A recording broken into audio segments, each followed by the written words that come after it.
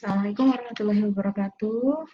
Baik, sesuai dengan kontrak tadi, bahwasanya untuk pertemuan kali ini kita ada 2 materi. Jadi materi yang pertama sudah kita diskusikan, yaitu tentang konsep hospitalisasi. Untuk materi yang kedua adalah tentang konsep bermain pada anak. Nah ini untuk bermain itu sebenarnya kan sudah merupakan rutinitas dan kewajiban bagi anak ya, bahwasanya ini menjadi uh, kegiatan yang selayaknya atau senormalnya dilakukan oleh anak-anak. Sehingga sebenarnya ini merupakan hal yang sehari-hari kita sudah temukan. Bahkan mungkin di lingkungan Anda sendiri juga seringkali menemukan berbagai jenis permainan ya yang dilakukan oleh anak. Atau mungkin kalian sendiri punya pengalaman bermain dan lain sebagainya. Cuman mungkin di sini pada saat kita melakukan permainan itu, mungkin kita tidak sadar ya ini jenis permainannya apa, seperti itu. Untuk materi kali ini kita akan belajar bersama mengenai definisi bermain, kemudian fungsi dan tujuan dari bermain, kemudian klasifikasi bermain pada anak, lalu karakteristik bermain sesuai dengan tahapan tumbuh kembang anak, kemudian faktor-faktor yang memengaruhi bermain, kemudian yang kelima adalah prinsip-prinsip dalam bermain, yang keenam adalah alat permainan edukatif dan terapi bermain di rumah sakit. Kita masuk ke materi yang pertama, yaitu pengertian dari bermain. Nah, seperti yang sudah saya sampaikan tadi, bahwa bermain ini merupakan hal yang rutin dilakukan oleh anak-anak. Jadi sebenarnya bermain ini tujuan akhirnya adalah untuk memperoleh kesenangan. Jadi bagaimanapun permainan itu bentuknya seperti apa dan lain sebagainya itu bertujuan untuk mencari kesenangan. Jadi di sini ada beberapa definisi dari bermain. Definisi yang pertama itu bermain merupakan kegiatan yang dilaksanakan dengan keinginan sendiri alias tanpa paksaan untuk memperoleh sebuah kesenangan. Nah, di sini juga permainan itu merupakan cara alamiah seorang anak untuk mengungkapkan konflik yang ada di dalam dirinya yang tidak disadari. Selain itu, bermain juga merupakan media yang baik, media belajar untuk anak berkomunikasi, kemudian dia mulai beradaptasi dengan lingkungan, beradaptasi dengan orang lain, beradaptasi dengan hal-hal baru, kemudian melakukan apa yang dapat dilakukan, belajar mengenal waktu, bentuk, jarak, suara, dan mungkin permainan itu akan mengajarkan banyak hal, termasuk di dalamnya adalah pembelajaran moral. Jadi anak bisa mengetahui aturan baik dan buruk, benar dan salah juga melalui permainan.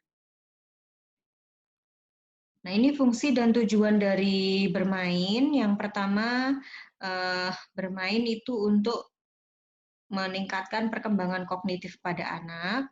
Ya, seperti yang tadi, dengan bermain anak akan bisa mempelajari banyak hal.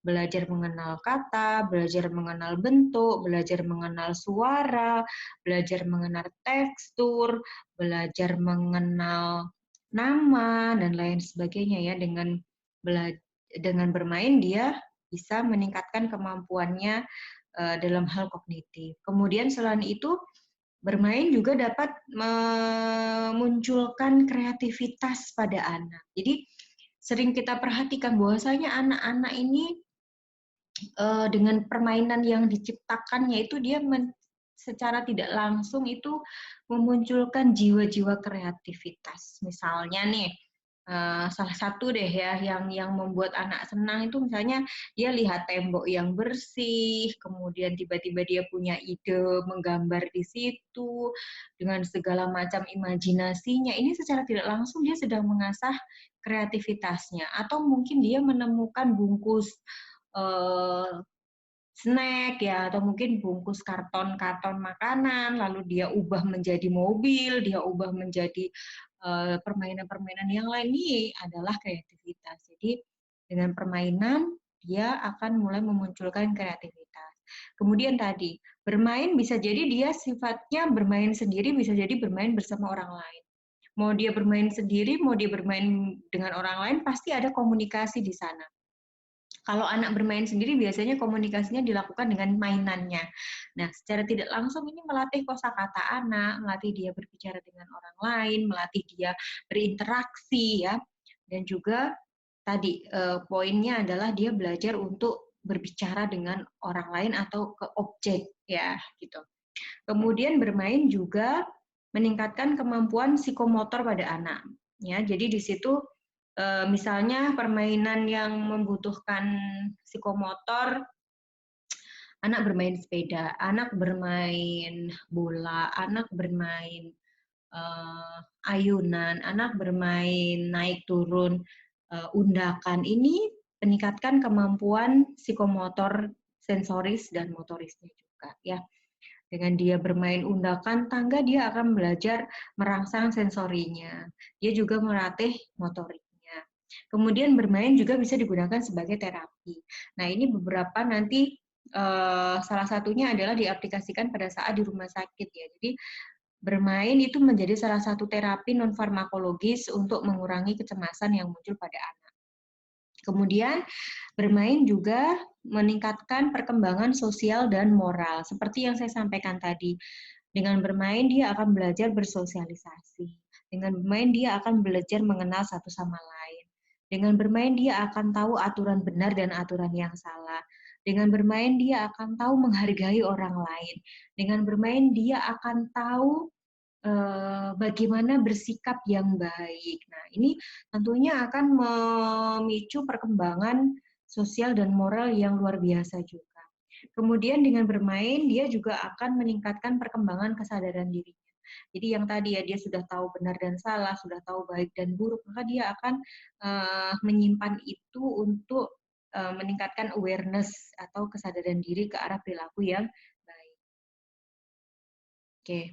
Sekarang kita coba akan identifikasi klasifikasi bermain. Nanti untuk klasifikasi bermain ini akan dibagi menjadi dua kategori besar. Yang pertama adalah berdasarkan isi dan yang kedua berdasarkan karakteristik sosialnya.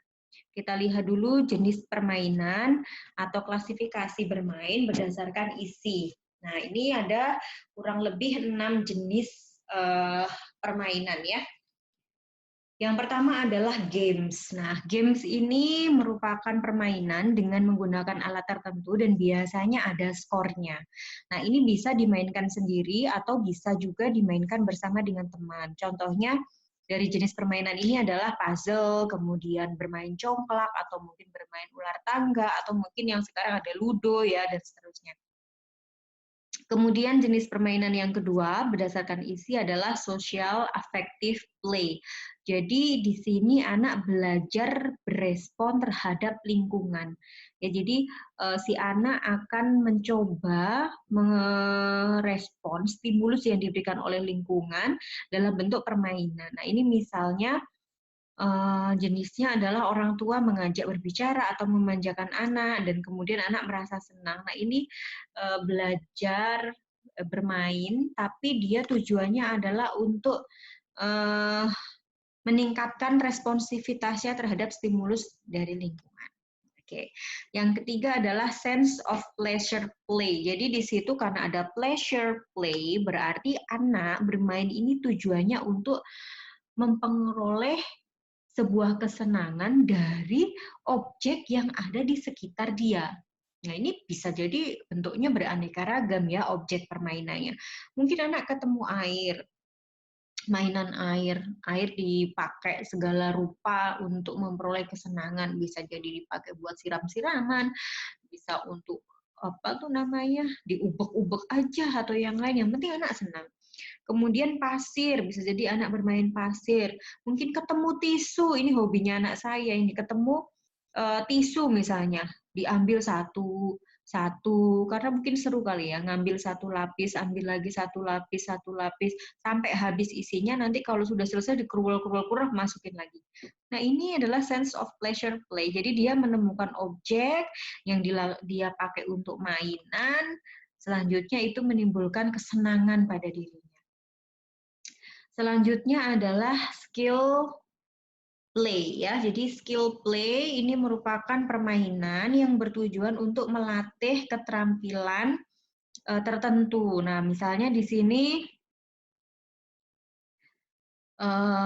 anak bermain badminton misalnya, atau mungkin anak bermain sepeda. Nah, ini kan dia bermain tapi juga memberikan stimulus pada anak terhadap motorik dan psikomotornya gitu ya. Kemudian berikutnya adalah unoccupied behavior ya. Jadi di situ merupakan jenis permainan di mana menggunakan situasi atau objek yang ada di sekelilingnya sebagai alat bermain.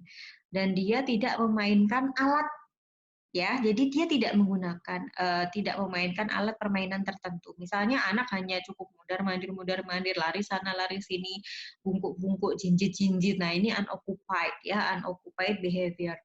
Kemudian dramatic play. Nah, ini mungkin yang sering kita lakukan ya dulu zaman kecil ya. Misalnya kita bermain peran, kayak sekarang sampai saat ini kan juga dengan kuliah di keperawatan kan juga ada role play ya. Jadi di sini dulu zaman kecil kita ternyata sudah melakukan. Kita berperan menjadi ayah, kita berperan menjadi ibu, mungkin ada yang berperan menjadi dokter, ada yang berperan menjadi polisi, ya. Jadi ada yang berperan menjadi ibu warung dan lain sebagainya. Nah, ini adalah dramatic play ya. Oke, ini sambil mengenang permainan zaman dulu ya. Nanti silahkan sambil diingat-ingat, dulu saya suka bermain apa, lalu berarti permainan saya itu masuk kategori yang mana, seperti itu ya. Oke. Kemudian klasifikasi bermain berdasarkan karakteristik sosial. Ya, yang pertama adalah solitary play. Soliter, kalau ingat game soliter pasti tahu. Solitary play ini sesuai dengan asal katanya soliter, berarti dia bermain sendirian atau independen. Meskipun mungkin ada banyak anak di situ, ya. Nah, ini sebenarnya si anak ini berada dalam sekelompok permainan, namun setiap anak mainan sendiri-sendiri dengan alat yang dimiliki. Dan alat permainannya pun juga berbeda-beda. Jadi mungkin ini segerombolan anak, dia bermain sendiri-sendiri, yang satu main mobil-mobilan, yang satu mungkin main gasing, yang satu mungkin main kereta-keretaan, yang satu mungkin main robot, yang satu mungkin main boneka. Ini permainannya beda-beda, tidak ada komunikasi antara satu dengan yang lainnya. Ataupun juga tidak ada kerja sama.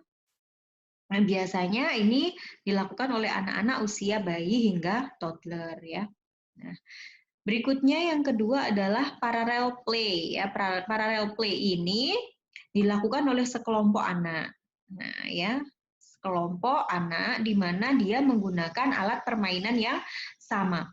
Menggunakan alat permainan yang sama, tapi tidak ada komunikasi antara satu dengan yang lain. Bedanya dengan soliter tadi, dia bermain dalam kelompok, tapi bermain sendiri-sendiri dengan alat permainan yang berbeda. Tidak ada komunikasi juga. Nah, kalau parallel play, dia juga sekelompok anak, bermainnya juga tidak ada kontak antara satu dengan yang lain, tapi alat permainannya sama. Nah, misalnya yang sering saya perhatikan itu kalau di mall-mall tuh ada sekarang itu stand-stand yang mainan pasir ya. Nah, ini kan jenis permainannya sama, tapi anak-anak itu tidak ada yang saling berkomunikasi satu dengan yang lain. Semuanya asik main sendiri. Nah, ini mungkin bisa menjadi contoh. Berikutnya adalah onlooker play. Nah, kalau onlooker play ini anak tidak ikut bermain, dia hanya mengamati temannya bermain ya. Jadi dia tipe-tipe pengamat begitu. Jadi di onlooker play ini anak tidak ikut bermain, namun si anak sudah merasa senang karena dia melihat temannya bermain. Jadi dia hanya tipe puas dengan melihat teman-temannya bermain. Kemudian yang selanjutnya yang keempat yaitu cooperative play. Nah, di cooperative play itu anak dilakukan secara permainannya dilakukan secara bersama-sama. Nah, di sini apa namanya? Si anak itu melakukan permainan secara bersama-sama, kemudian di permainannya ini terdapat aturan. Jadi di cooperative play ini permainannya ada aturan, kemudian di situ juga terdapat tujuan yang jelas, dan di permainan itu ada pemimpin di dalam permainannya ya. Jadi contohnya misalnya di cooperative play ini anak bermain bola misalnya. Nah, di permainan bola ini kan ada aturan. Kalau misalnya dia harus memasukkan bola ke gawangnya lawan. Kemudian kalau dia menjegal lawan itu maka dia melakukan kesalahan. Nah, ini ada aturan. Kemudian pasti ada tim captain kayak gitu ya, ada kaptennya. Selain bermain bola, salah satu contohnya adalah bermain basket. Nah, di sini itulah beberapa contoh untuk permainan kooperatif. Kemudian asosiatif play. Nah, bermain asosiatif ini juga sama dilakukan secara bersama-sama. Namun bedanya dengan kooperatif play adalah pada asosiatif play ini dia tidak ada aturan yang mengikat. Meskipun di dalamnya ada komunikasi, namun dia tidak ada aturan dan tidak ada pemimpin dalam permainannya. Nah, ini bedanya antara asosiatif play dan kooperatif play. Nah, contohnya apa untuk asosiatif play? Contohnya bermain masak-masakan, ya kan? Bermain boneka. Kemudian mungkin ada permainan apa lagi ya kalau zaman dulu tuh salon-salonan dan lain sebagainya. Ini permainannya nggak ada aturan, bebas ya, bebas sebebas-bebasnya anak, dan juga tidak ada yang jadi bosnya di situ. Jadi semua bermain bersama-sama. Oke, sampai sini mungkin ada klarifikasi, nanti silahkan ya boleh ditanyakan ke saya atau boleh Anda tuliskan di forum diskusi. Saya harap sih dari sampai sini sudah sedikit memberikan pemahaman ya. Kemudian ketiga adalah karakteristik bermain sesuai dengan tahapan tumbuh kembang anak. Nah, ini nanti jenis permainannya jelas sesuai dengan usia anak ya. Kita lihat dari untuk karakteristik permainan anak usia bayi. Nah, di situ bisa dibagi menjadi beberapa kategori usia ya. Usia 2 sampai 3 bulan, 1 bulan, 2 sampai 3 bulan, 4 sampai 6 bulan, 6 sampai 9 bulan, dan 9 sampai 12 bulan. Untuk usia 1 bulan, karena cenderung anaknya masih belum bisa ngapa-ngapain ya, ibarat kata dia masih tidur-tiduran aja baru bisanya, maka silakan berikan mainan yang warnanya mencolok atau warni terang ya. Kemudian mainannya kalau bisa ada suaranya. Nah, warna-warni tadi itu untuk merangsang visual, sementara suara-suara tadi itu untuk merangsang pendengarannya. Kemudian bisa jadi pada saat mengajak bermain Anda peluk dia, Anda gendong dia, itu untuk merangsang taktilnya atau perasa ya, ibarat kata indera perasanya. Kemudian usia 2-3 bulan, jenis permainan yang bisa Anda berikan adalah menempel gambar di dinding, nah itu untuk merangsang visualnya. Kemudian mainan bunyi-bunyian, bicara dengan bayi itu untuk merangsang auditori, membelai, mengganti baju, menyisir itu untuk merangsang taktilnya, kemudian mengajak anak berjalan-jalan menggunakan stroller itu untuk merangsang kinetiknya. Usia 4-6 bulan bisa Anda ajak nonton TV, bercermin, bermain warna itu untuk merangsang visual anak. Kemudian Anda ajak ngobrol, Anda ulangi suara anak, Anda mainkan mainannya dia yang berbunyi, itu juga untuk merangsang auditori. Kemudian Anda berikan jenis-jenis mainan yang teksturnya berbeda, itu untuk merangsang taktilnya. Lalu Anda bantu anak untuk tengkurap, Anda sokong dia saat duduk, itu untuk merangsang kinetiknya. Usia 6-9 bulan Anda boleh kenalkan dia warna gelap, bicara di depan kaca, bermain cinlukba, itu untuk merangsang visual. Ya, auditori bisa dirangsang dengan cara memanggil namanya, menyebutkan bagian-bagian tubuh, kemudian bertepuk tangan, kemudian taktil bisa Anda rangsang dengan tekstur mainan yang beraneka ragam, lalu coba Anda rangsang kinetiknya dengan meletakkan mainan yang agak cukup jauh, di mana anak umur 6-9 bulan ini kemungkinan besar anak sudah belajar untuk merangkak ya.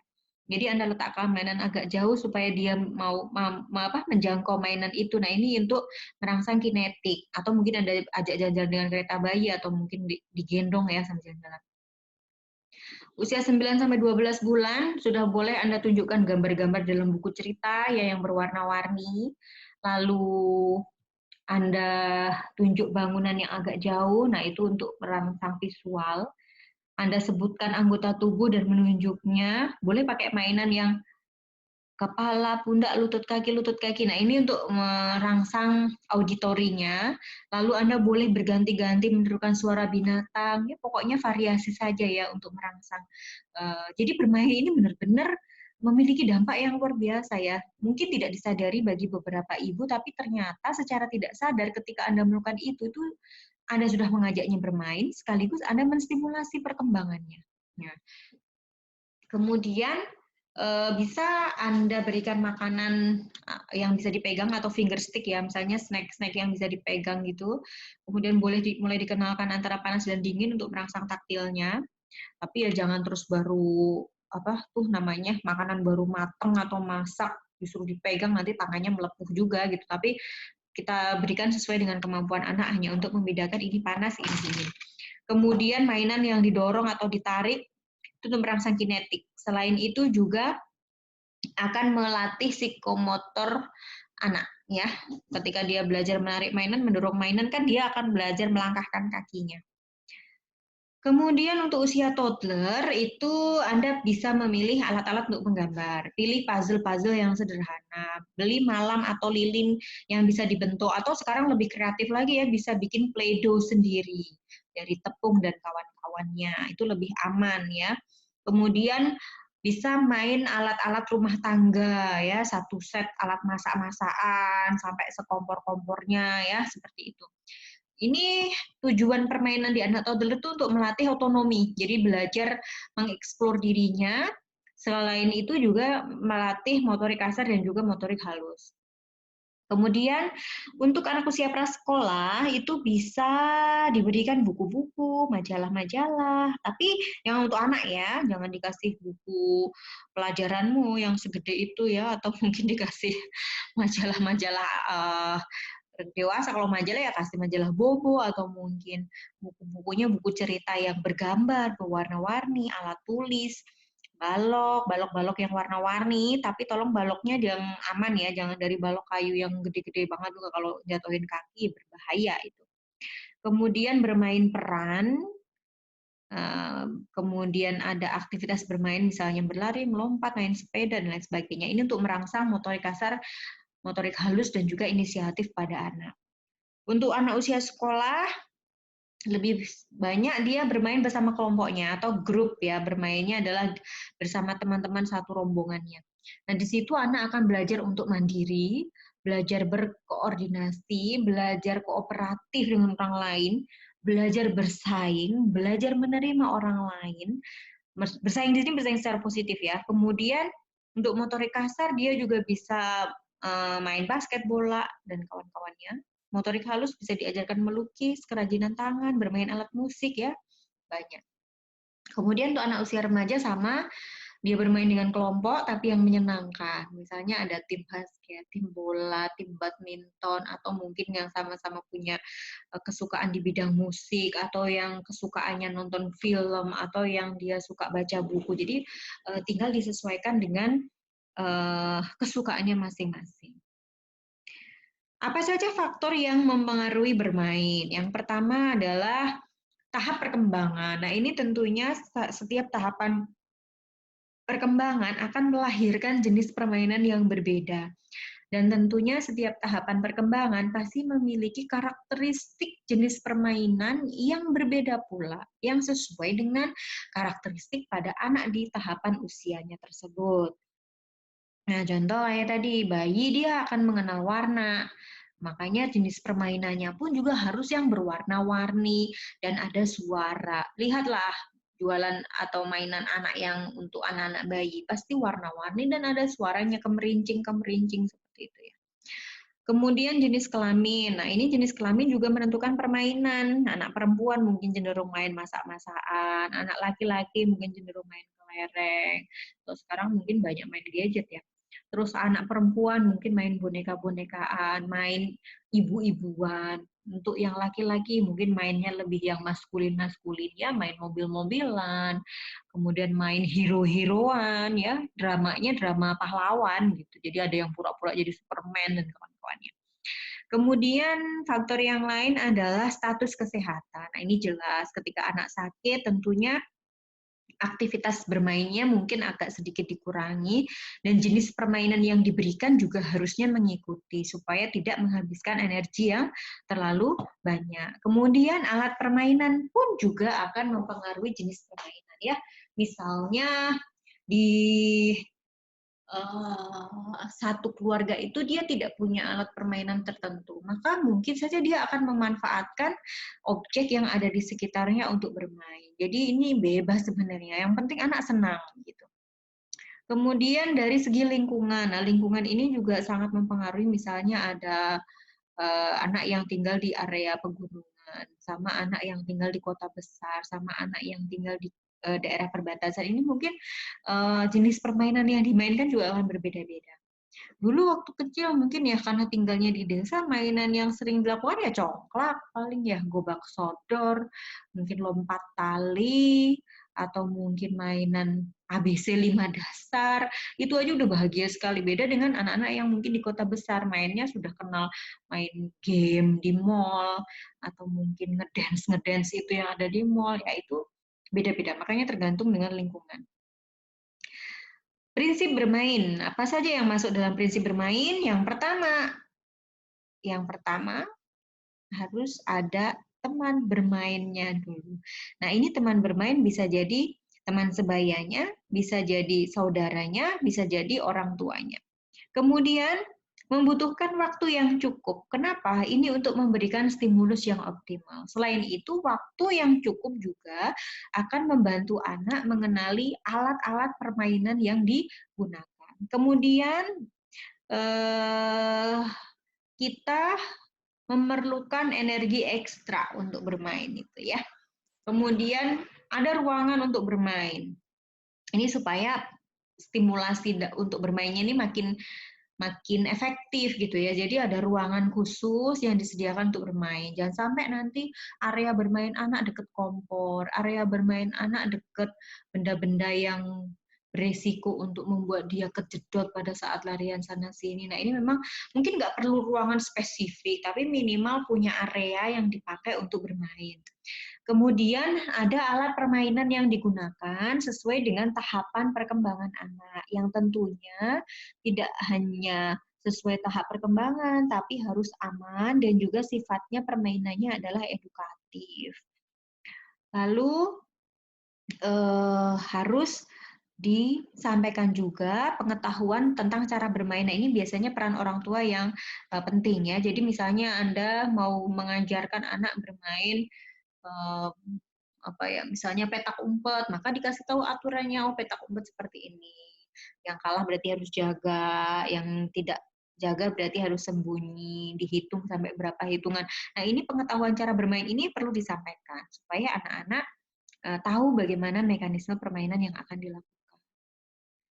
Nah, apa tuh alat permainan edukatif? Nah, alat permainan edukatif itu alat permainan yang digunakan untuk mengoptimalkan perkembangan anak. Nah, ini tentunya yang disesuaikan dengan usia dan tingkat perkembangannya. Nah, syaratnya apa saja yang perlu dipertimbangkan untuk pemberian APE? Yang pertama, ukuran dan berat. Tentunya ini harus diperhatikan karena kita harus melihat ini tadi ya, usia dan tingkat perkembangan anak. Anak bayi ya ukurannya disesuaikan, beratnya disesuaikan. Lalu keamanannya, ya ini alatnya tidak boleh tajam atau mungkin warnanya mudah luntur. Sehingga misalnya ini jenis mainan anak tadi kan harus warna-warni ya, yang untuk bayi ya warna-warni. Kemudian dikasihlah mainan warna-warni, tapi begitu dikelamut atau diemut sama si bocah, satu kali baru dipegang aja warnanya udah luntur kemana-mana, ini berarti tidak aman ya alat mainannya. Kemudian contoh misalnya yang disesuaikan dengan anak lagi, anak bayi jangan dikasih mainan yang manik-manik kecil ya, kalau dikasih itu takutnya dimasukkan ke mulut, masuk ke hidung, masuk ke telinga, wah ini jadi nggak aman nih, meskipun edukatif dia untuk merangsang motorik halus, tapi belum pas pada tempatnya. Kemudian Alat bermainnya memiliki fungsi yang jelas, kalau ini sudah pasti ya.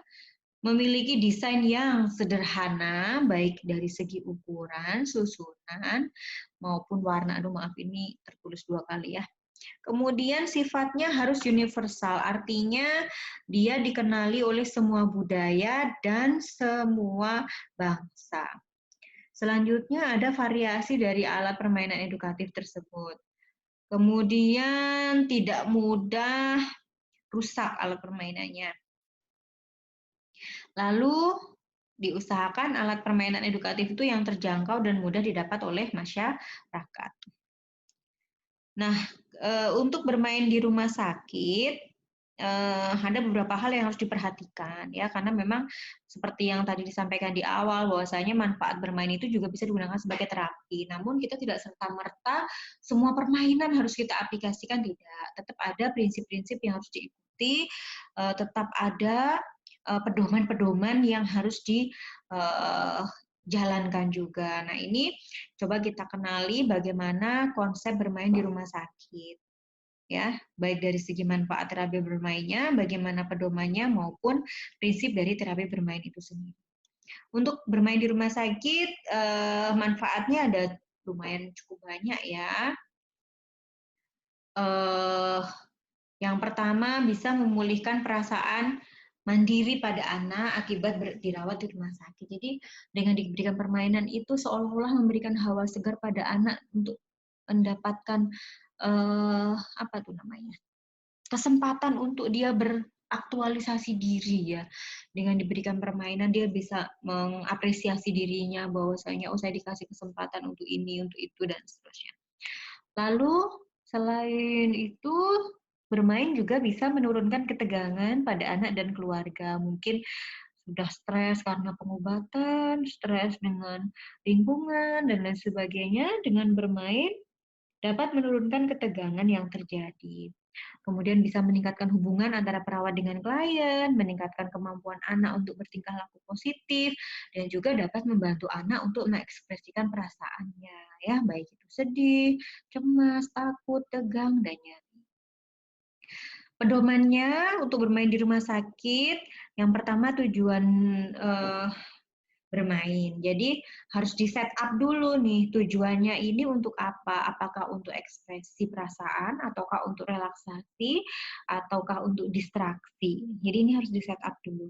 Kemudian prosesnya. Nah, prosesnya ini tentunya akan mengacu ke tujuan tadi, apakah untuk ekspresi dan seterusnya.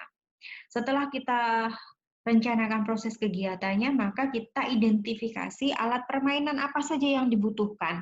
Nah, di sini peralatannya bisa memanfaatkan yang sudah tersedia di ruang bermain di rumah sakit tersebut. Atau misalnya boleh pakai mainannya anak-anak itu sendiri. Atau kalau memang belum ada, ya kita yang berusaha untuk mencoba memfasilitasi ya. Kemudian pelaksanaan kegiatan bermain, pada saat bermain dilaksanakan, silahkan Anda observasi respon anak dan orang tuanya. Ya. Selanjutnya, silahkan evaluasi setelah bermain selesai ya, Anda evaluasi atau nilai pelaksanaan bermain tadi. Bandingkanlah pelaksanaan yang sudah dilakukan dengan tujuan awal yang ditetapkan tadi. Apakah tercapai tujuannya atau tidak? Yang tadi tujuannya untuk merelaksasikan anak, apakah tercapai? Kemudian silahkan dicatat kira-kira hambatan-hambatan yang mungkin terjadi selama pelaksanaan bermain. Selanjutnya untuk prinsip bermain di rumah sakit, itu yang pertama permainannya tidak boleh mengeluarkan banyak energi. Jadi silahkan nanti Anda pilih jenis-jenis permainan yang memang dia tidak mengeluarkan energi yang berlebih, waktunya tidak terlalu lama, dan permainannya silahkan pilih permainan yang sederhana saja. Misalnya baca buku, menggambar, mewarnai, bermain puzzle, atau mungkin yang lainnya. Kemudian yang kedua, prinsipnya harus aman. Nah, ini kenapa? Karena dia sedang sakit. Pertimbangkanlah keamanan dan adanya infeksi silang. Mainannya pilih yang tidak tajam. Pilih yang tidak merangsang untuk anak-anak ini berlari. Jadi kasih bola. Ntar ditendang dia lari-larian capek. Ya, misalnya gitu ya. Terus pilihlah kelompok permainan dengan usia yang sebaya. Jadi misalnya Anda merencanakan terapi bermain di satu ruangan. ya silahkan dipilih yang karakteristik usianya sama. Misalnya yang Anda ambil mau anak usia prasekolah, ya semuanya harus prasekolah. Jangan sampai nanti ada anak yang umurnya 3 tahun, ada yang anak umurnya 4 tahun, ada anak yang umurnya 8 tahun. Nah, ini jelas sudah sangat-sangat berbeda jenis permainannya. Kemudian kalau bisa permainan yang Anda pilih tidak bertentangan dengan pengobatan. Misalnya seharusnya ini anak harus tirah baring, tapi Anda nggak memaksa bermainnya harus dia turun dari kasur, ini nggak boleh. Jadi kalau misalnya anak harus tirah baring, maka pilihlah mainan yang sesuai dan bisa dilakukan di tempat tidur.